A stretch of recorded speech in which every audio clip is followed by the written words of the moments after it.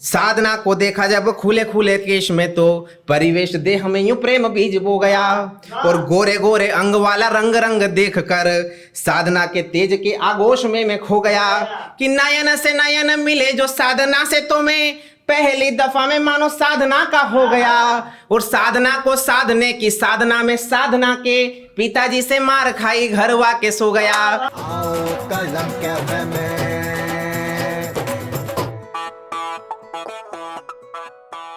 दोस्तों नमस्कार, आपका स्वागत है कलम कैफे में। आज शाम 5 बज चुके हैं, आप और हम फिर साथ में हैं। दोस्तों हम हर शाम 5 बजे कलम कैफे के माध्यम से आपके लिए हंसी मुस्कुराहट लेकर आते हैं।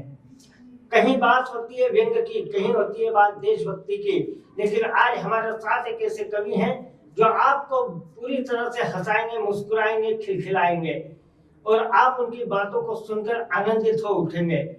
और मैं आवाज देना चाहता हूं उस कवि को जिनका नाम है शुभम कुमावत। वो कविता के माध्यम से आप तक हंसी पहुंचाएंगे। हंसी गाकर कैसे सुनाई जा सकती है वो आप तक बात पहुंचेगी। तो आप तालियां बजाएं। मैं आवाज देना चाहता हूं भाई शुभम कुमावत।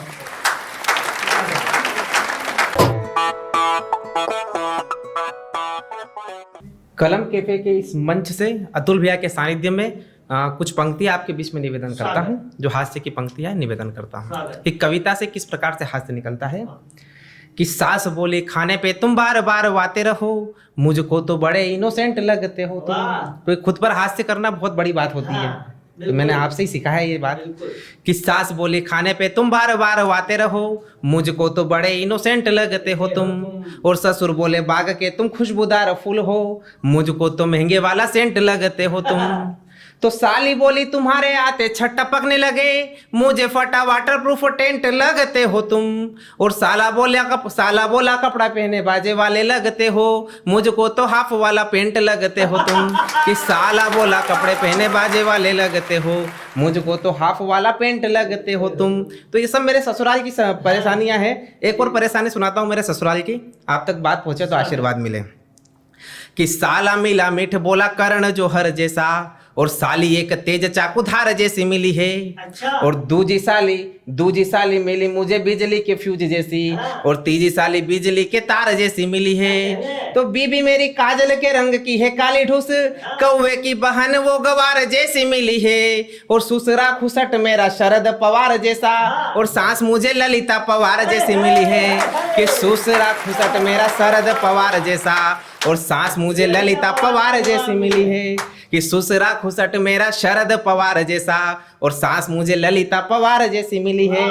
और अतुल भैया भी बीच में एक चोटी काट घटनाएं चली थी, आपको पता हो, अपना महिलाओं के बाल काटने। मेरी पत्नी ने कहा कि मुझे भी बाल कटवाने। मैंने कहा कि अपन हिंदू धर्म की मान्यता के लोग अपने इसमें बाल नहीं काटे जाते हैं। पर उस पूरा दृश्य हुआ उसका मतलब मेरी पत्नी ने किस प्रकार से फायदा उठाया, मैं निवेदन करना चाहता हूँ। कि बीबी का कमाल देखो, ये नया धमाल देखो, आज बाल कटवाने की चली है चाल जी। और मैंने जो मना किया तो हाल ये बना लिया, तो घर में कलह जारी वो बनी है काल जी। तो मैं था सीधा साधा सच्चा, मुझको दिया यूं बच्चा, कि तुमसे मैं हारी और फेंका नया जाल जी। अरे खुद बाल काटवाई और खुद ही चिल्लाई, कोई नाश पीटा मेरे काट गया बाल जी। कि खुद बाल काटवाई और खुद ही चिल्लाई, कि कोई नाश पीटा मेरे काट गया बाल जी। और भैया शादी के पहले एक साधना नाम की लड़की से मुझे प्रेम हुआ था। अब फिर क्या परिस्थितियां हुई प्रेम होने के बाद में, वो कविता के माध्यम से रखता हूँ। कि साधना को देखा जब खुले खुले केश में तो साधना को देखा जब खुले खुले केश में तो परिवेश देह में यूं प्रेम बीज बो गया। और गोरे गोरे अंग वाला रंग रंग देख कर साधना के तेज के आगोश में मैं खो गया। कि नयन से नयन मिले जो साधना से तो मैं पहली दफा में मानो साधना का हो गया। और साधना को साधने की साधना में साधना के पिताजी से मार खाई घर वाके सो गया।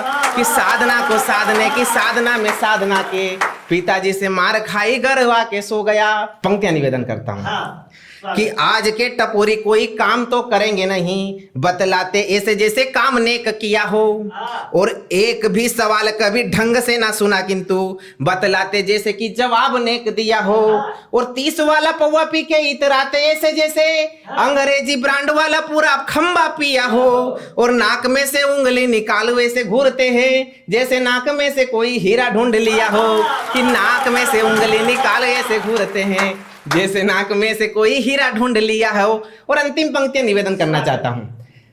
लॉकडाउन के पहले अपन ने देखे कि बड़े बड़े पोस्टर लगते थे यहाँ पे कि फलाना नेता है फलाना नेता है, लेकिन उनकी परिस्थितियां लॉकडाउन में क्या हो गई कि हम जिंदगी में देख रहे कैसे कैसे पल, और जिनमें नहीं है ज्ञान वो भी दे रहे हैं हल, और नाम से जिनके थी यहाँ मित्र मंडली उनको भी नहीं मिल सका है बीड़ी का बंडल, उनको भी नहीं मिल सका है बीड़ी का बंडल। बहुत बहुत धन्यवाद। ये थे भाई शुभम कुमावत, जिनके हास्य व्यंग के छंद आप तक निश्चित रूप से पहुंचे होंगे। अगर आपको अच्छे लगे हों तो कमेंट करके जरूर बताइएगा, और इसी तरह से रोज शाम 5 बजे मिलते रहिए हमसे कलम कैफे में। कल मिलते हैं फिर किसी नई हस्ती के साथ, तब तक के लिए गुड बाय।